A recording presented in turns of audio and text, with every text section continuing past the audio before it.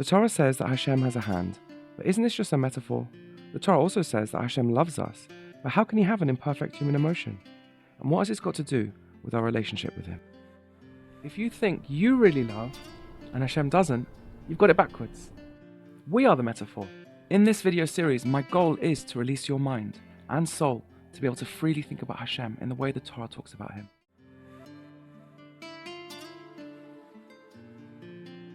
Previously, we saw that all of Hashem's descriptions, like his hand, his love, his regret, and his actions, are described in the Torah, but they have been unfortunately reduced to empty metaphors in the public consciousness. And we brought many reasons to question this and statements of Rabbonim polemicizing against this. In this episode, we're going to begin resolving this contradiction by understanding how the philosophers and the Mekubalim really explain what the Torah means when it speaks about Hashem's hand, eye, heart, and actions, etc. In this video series, my goal is to release your mind and soul to be able to freely think about Hashem in the way the Torah talks about him. In this video, I'm going to be doing so with no innovations of my own. In fact, I come from a yeshivish background myself, and I thought exactly the same as what I've explained above in the previous video. I was well convinced, I understand the argument very well. And I only came to change my opinion after a lot of serious study of the sources I'm going to bring now. So, none of this is my own innovation. I'm going to be quoting and explaining high caliber sources which provide very complete explanations and ties together all the opinions and accounts for all the issues, and shows you how these notions that Hashem knows you, deliberates you in your actions and your choices, loves you vulnerably and infinitely, that he needs you, that he desires you like a father desires his son and needs him to be good and successful and be well, and as a husband needs his wife, are indeed the deepest of the deep truths of all reality of Hashem himself. We will explain that these attributes are truly godly, even as his essence remains transcendent and unchanged by them. But we will also explain how this connection between attributes and essence is also true of our own essence and attributes, and thus these teachings were never meant to be understood as implying that Hashem's feelings for us were in any way less or not real for Kurt. So to begin, let's return to those sources that I quoted in the original video I made 6 months ago on this topic. All of these sources deal with the Torah's descriptions of Hashem, his hand, his eye, his will, his knowledge. I first quoted the Rambam himself, who explains that these terms are not meant to be understood in a physical sense, but point to a higher truth. He has several dozen chapters dedicated to giving examples on how this works. Then I quoted the Shaarei Orah, the Shalah, and the Tzemach Tzedek, Mekubalim, who teach that these descriptions reflect deep essential truths about Hashem, with our physical versions being distant metaphors of him. So, let's start with the Rambam. The Rambam has dozens of chapters in part 1 of the Orah, where he gives a little bit of an understanding of higher conceptualizations of these terms that lead us towards a closer understanding of what they truly mean when applied to Hashem. For example, physical sight.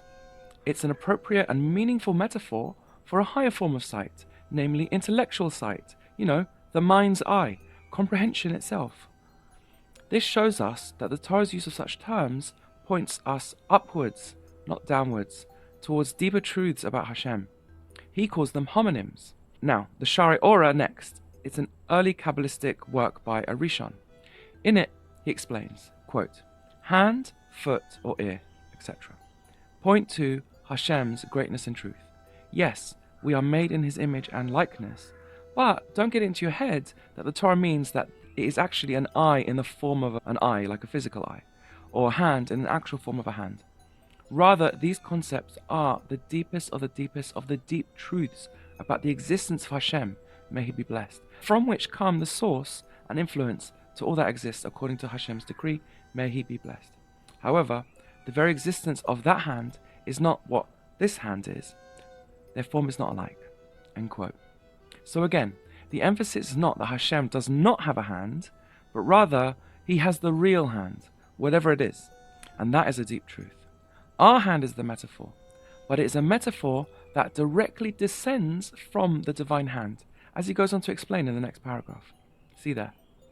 Now, the Shalah, a Mussar work, explains this even more clearly, saying, quote, all the attributes mentioned with respect to Hashem, may he be blessed, such as eye, ear, leg, hand, and so on, as well as the concepts of union, embrace, kiss, father and mother, son and daughter, father-in-law and mother-in-law, and many such terms. All of these are holy language, their intrinsic names in holiness. Later, through the process of descent, they become borrowed terms, to the point where even physical entities are called by these names as borrowed terms. So again, note, no physicality is being attributed to Hashem, chas v'shalom, yet certainly these are not empty phrases either, chas v'shalom. Let's continue to understand what we do with all this, but first, just pause and reflect. Have you heard of these sources before? Have you ever seen them? Do they not sound heretical to you if you didn't know that they were from such great Rabbanim that certainly were not heretics? Many people are completely unaware of these sources. Those whom Rav Hirsch was polemicizing against felt that these sources were not meant for the masses, right? But that is far from the only approach among Gedolim. The Shalah himself disagrees, and that's part of the reason why he insisted that his work be called a Musa work in the introduction, rather than a Kabbalistic work. He didn't want it to be hidden from everyone. And the Nefesh HaChaim, another deeply Kabbalistic work, was also published with that same intent. Rav Chaim Volozhin instructed on his deathbed, as reported by his son in the introduction, that the work should not be censored or hidden, but taught openly to all, completely, all of it. This was also the opinion of the Zohar, the Ramak, the Orah, the Baal Shem Tov, the Vilna Gaon, Rav Kook, the Baal Sulam, the Ishbitzer Rebbeim. The list is extensive. Chabad, of course, they took it even further. They made it their mission and goal to undo the damage of everything that has happened to depersonalize Hashem by explaining everything. So therefore, I quoted the strongest quote of all in the last video, specifically where he says, quote, "And the Torah's descriptions of Hashem may be explained by the simple meaning of what is written," end quote. I chose this quote because it states exactly the goal of this video, which is enabling you, by permission of a great tzaddik with Ruach HaKodesh, to free your mind and heart from its shackles that prevent you from contemplating Hashem and getting to know Him and feeling for Him and believing that He truly feels for you too. You have permission to say, yes, He does love me. Yes, I do upset Him when I sin. And yes, I do matter to Him, Himself, at the highest level and His truest core. As the Rabbi Rashab puts it in Kol HaMitzvot, right at the end, he says, quote, "My entire intent in teaching this was to convey this idea, that everything affects Hashem in His essential self. When one understands with whom they are dealing, they develop a completely different type and kind of respect and reverence," end quote. Note how the Tzemach Tzedek doesn't say physical meaning. You can take the Torah in its simple meaning, not its physical meaning. He says simple meaning because, of course, nobody is saying that Hashem is physical, but he wants you to know that it's true. In whatever reality and existence it is true. It's, like we said, the real truth. We are the metaphor. This video is certainly not here to go against the 13 Ikarim, which state emphatically that Hashem is not physical. Even Ra'avad was not saying this. Rather, when we describe Hashem, we have to know that the words we are using are simply and actually true. It's just that their truth is higher than the reality that we know. Like the example above on the difference between physical sight and intellectual sight brought by the Rambam, but to the infinite degree, much more lofty than even that. If you think that this disagrees with the Rambam, well, I want to point out something surprising. I agree with you. The Tzemach Tzedek agrees with you.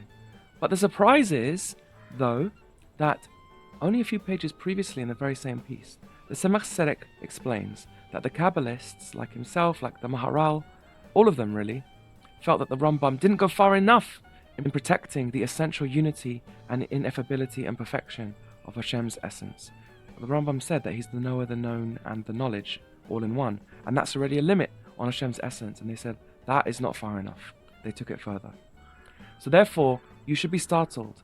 This is the proof that if the Kabbalists are saying that Hashem's expressions are real and true, then surely that's proof that Hashem feeling for us and His essence being one and unchanging and unaffectable are not contradictions, and we will learn why throughout this series, so stay tuned. So far, we've learned that the Torah's descriptions of Hashem, His hand, His love, His regret, are not poetic devices or educational symbols. They are the ultimate truths. Nonetheless, they are not part of Hashem's essence. In the next episode, we're going to begin to explain the difference between Hashem's essence and His expressions by understanding the concept of metaphor and the analogue of a metaphor, otherwise known as the Nimshal to the mashal. We are then going to compare these to our own moral reality, and thus we're going to understand what, so to speak, kaviyachol really means. Stay tuned.